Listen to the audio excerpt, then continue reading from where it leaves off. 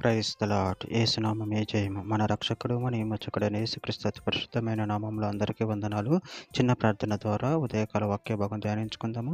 పరిశుద్ధుడ మహాగణుడు అనే దేవ యేసయ్య, సర్వాధికారినైనా మీకే వేలాది వందనములు, కృతజ్ఞత స్తుతి స్తోత్రం చెల్లించుకుంటున్న దేవ ఉదయకాలం ప్రభు వాక్య భాగం ధ్యానిస్తుండగా వాక్య భాగం మాకు అర్థమవుట్లు సహాయం చేసి మీ కృపలో బలపరిచి మీకు మాదిరిగా మమ్మల్ని నడిపించమని చిన్న ప్రార్థన యేసునామంలో అడిగి వేడుకుంటున్నాను తండ్రి. Amen amen.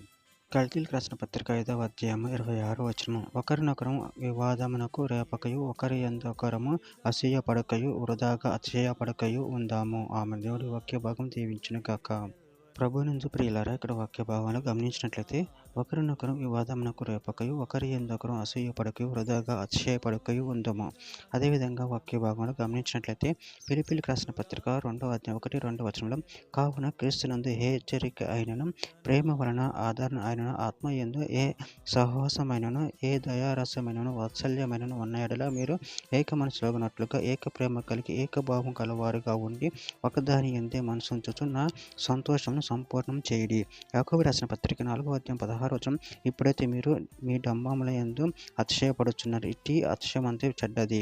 యాకోబు రాసిన పత్రిక 3వ అధ్యాయం 14-16 వచనాలు, అయితే మీ హృదయములలో సహింపవలనవి కానీ మత్సరమును వివాదమును ఉంచుకుని వారైతే అతిశయపడవద్దు, సత్యమునకు విరోధముగా అబద్ధం ఆడవద్దు. ఈ జ్ఞానము పైనుండి దిగివచ్చు నది కాక భూ సంబంధమైనది ప్రకృతి సంబంధమైనది దయ్యముల జ్ఞానం వంటిదినై ఉన్నది. ఏలియనగా మత్సరమును వివాదమును ఎక్కడ ఉండును అక్కడ అల్లరి ప్రతి నీచ కార్యము ఉండును. పేతురు రాసిన మొదటి పత్రిక 5వ అధ్యాయం 5వ వచనంలో, చిన్నలారా మీరు పెద్దలకు లోబడి ఉండుడి, మీరందరూ ఎదుటివాని ఎడల దీన మనసు అను వస్త్రం ధరించుకొని మిమ్మల్ని అలంకరించుకునడి, దేవుడు అహంకారం ఎదిరించి దీనులకు కృప అనుగ్రహించును. కొరింథీయులకు రాసిన మొదటి పత్రిక 13వ అధ్యాయం 3వ వచనంలో, పేదల పోషణ కొరకు నా ఆస్తి అంతయు ఇచ్చినను, కాల్చబడుటకు నా శరీరమును అప్పగించినను, ప్రేమ లేని వాడినైతే నాకు ప్రయోజనం ఏమీ లేదు. ప్రేమ దీర్ఘకాలం సహించును, ప్రేమ దయ చూపించును, ప్రేమ మత్సరపడదు, ప్రేమ డంబముగా ప్రవర్తించదు, అది ఉప్పొంగదు.